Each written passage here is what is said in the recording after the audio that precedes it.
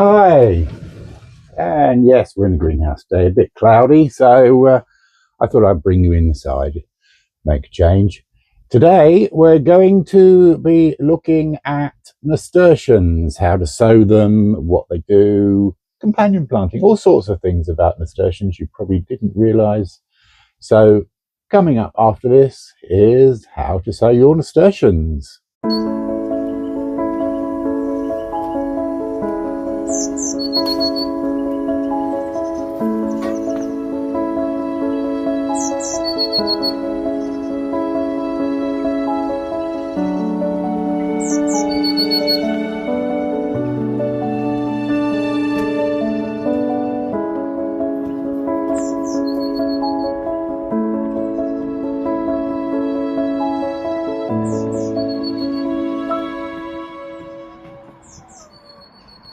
So, nasturtiums, yeah, little green ones that Granny used to grow, and lots of leaves and very little flowers. Well, actually, that depends.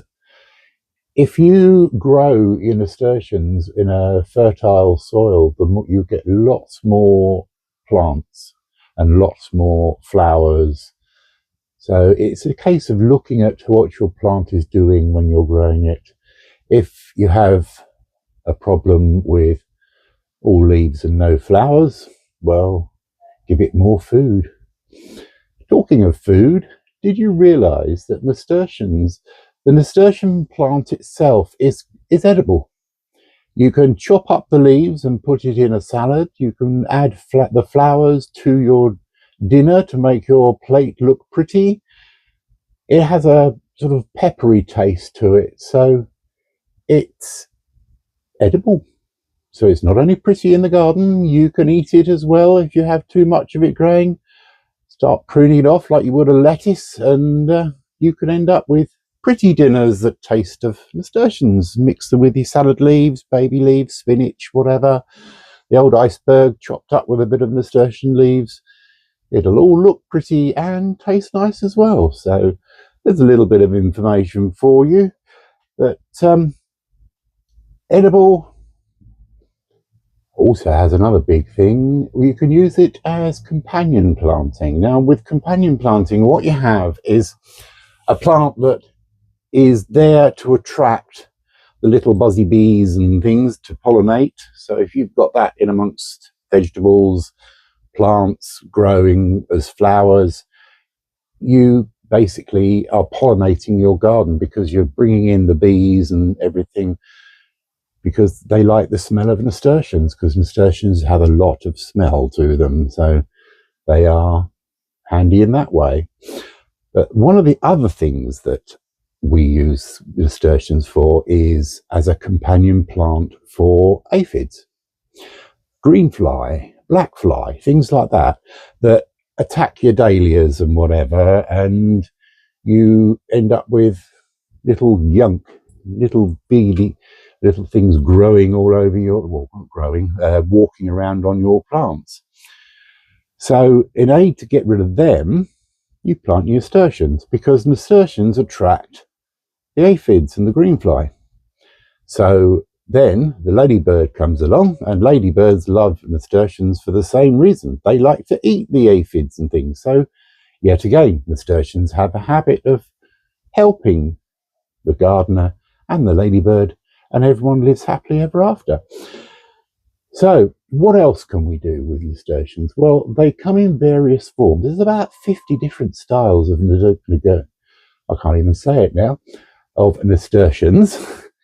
And basically they look like orchids. You can have traditional nasturtiums. You can have trailing like vines and clematis type. They just grow all over the place.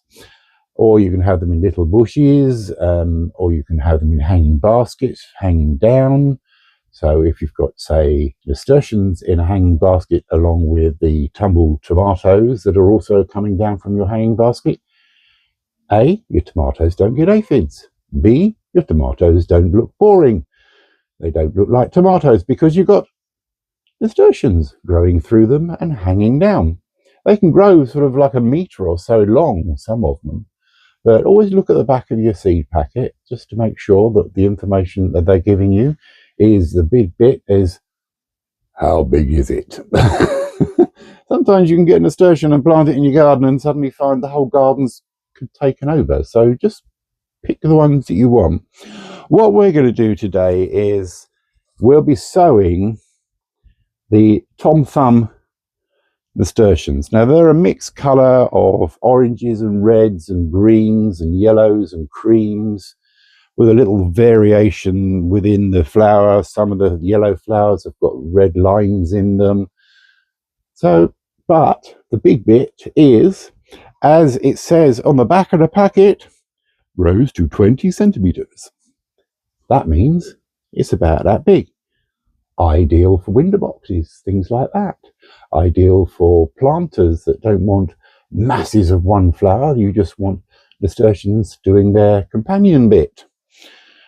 Also today we're going to be sowing the Mahogany Gleam. It's a dark red plant. It has an attractive semi-double bloom with the large green foliage around it. It's quite easy to grow if you sort of think about it. It will grow in poor soils. It will grow in rich soils. It's like whatever you give it, it's going to eat it. But it's there. It's a nice plant, ideal for containers and things. So we'll do those and see how we get along. We found personally, there are various people that will say that you can sand down the hard, tough edge of the nasturtium seed to reveal the inside. You'll probably end up sanding half your finger off at the same time, which I did, so I don't do that anymore. Another thing we do, but one of the things we do, we place the seeds the night before in a little pot of water, and you soak it overnight before you start sowing.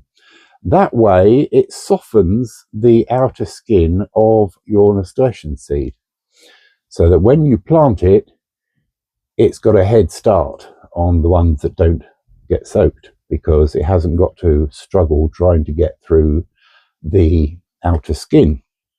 So they have been, and the other ones, there they are, the little Tom Thumbs. They have been soaking overnight, ready for me. I was going to do this video a few days ago, but I kept forgetting to sow the seed into the water. Place seeds in water. Really difficult to remember. No, I kept forgetting.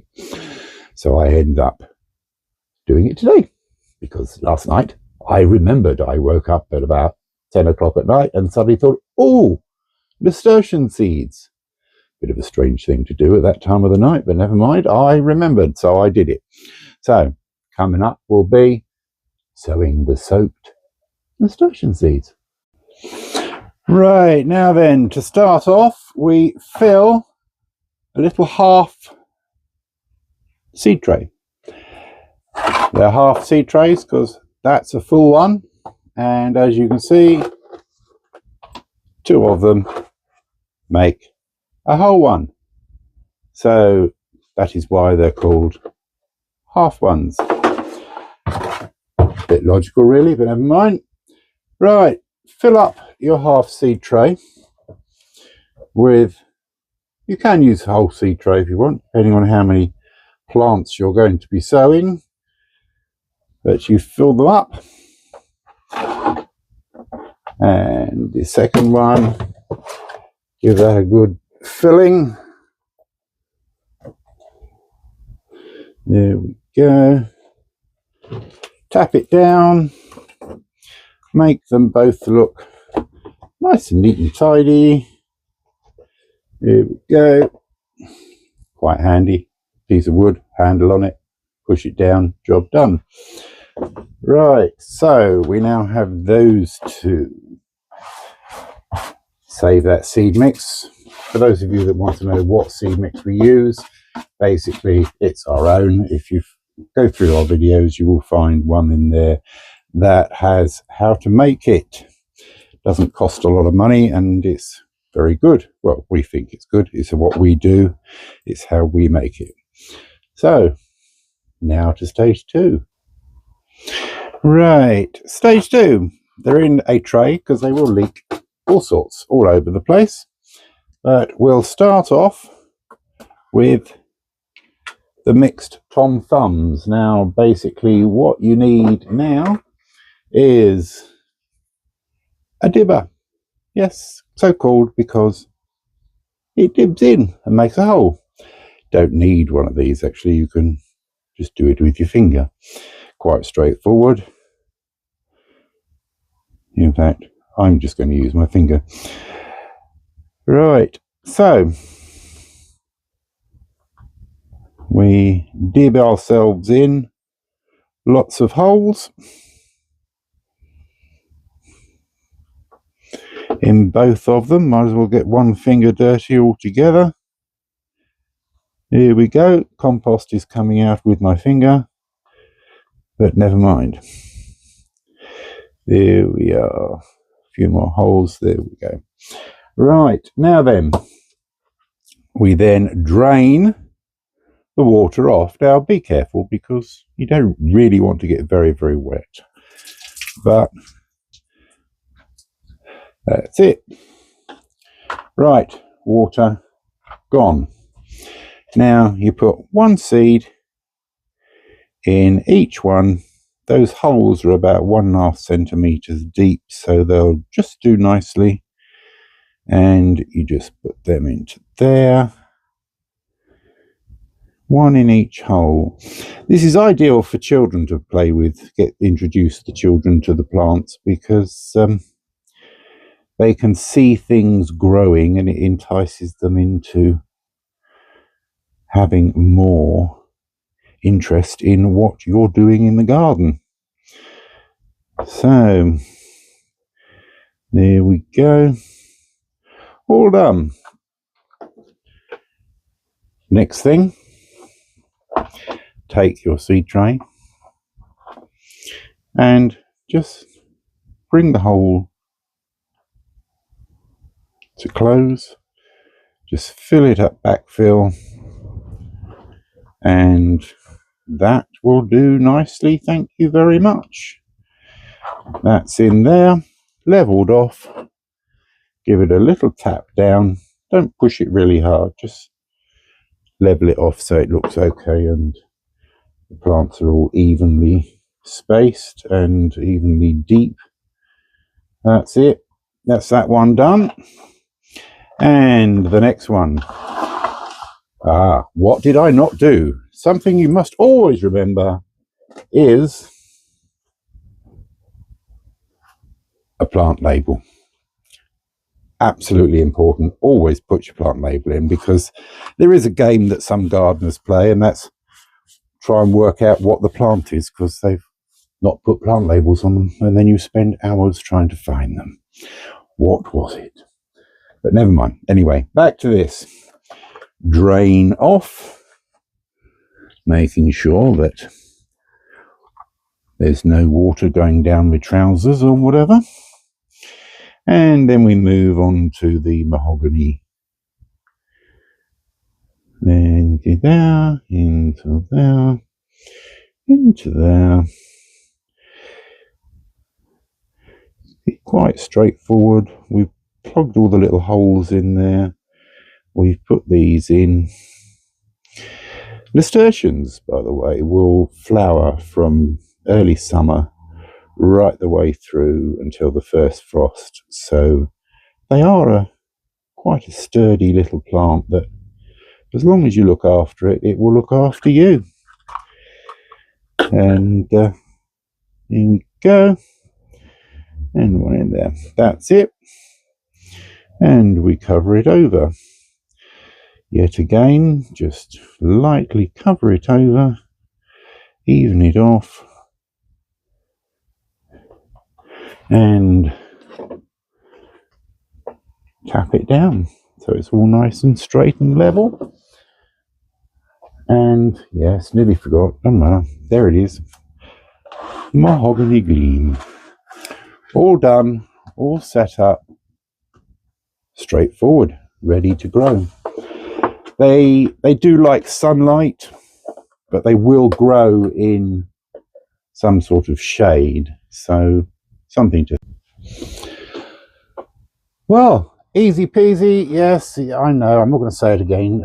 Easy peasy lemon squeezy. Did say it anyway, but never mind. There they are. There's your nasturtiums. Now that will take about 10 to 21, about 14 days. In about 14 days, you'll start to see shoots coming up. Keep them warm in a sunny place. Keep them watered, not over-watering. We don't want green compost. So basically, all you need to do is, at this point, give them a light watering, spray bottle water over the top, and that basically starts them off. Keep an eye on them. Within 7 to 14 days, you will have nasturtiums coming up, and you can then pop them on and start growing them in your garden as well. So, hope that was informative. Hope it helped you out a bit. Something to start the season off. Get the kids involved. If you've got any floating around somewhere that you want to keep them busy, get them on nasturtiums. They'll love them. And then you can chop them up and have dinner as well. The nasturtiums, not the children. Sorry, didn't mean to say that. That came out and it shouldn't have done. Hey ho. But on behalf of myself and Trevor, I'd like to, with my cup of tea, lemon and ginger. Oh yes, nice and flavour. Keep me going nicely. On behalf of Trevor and myself, and keep on growing, we would like to thank you for popping in. Remember, click on like if you've liked it. Pass a comment. Never worried about comments. We always answer your comments. And also, the big important one is subscribe. If you subscribe, we can then let you know. It's all free, so there's nothing for you to worry about. If you're watching the video, please watch it to the end, because if you don't, the algorithms, the way computers work is the algorithms say to themselves, well, you switched off halfway through. You obviously don't like it, no matter what you've said or done. So watch it through to the end. They're never more than about 10 minutes long at the maximum. And you can then see us again later. In the meantime, keep on growing.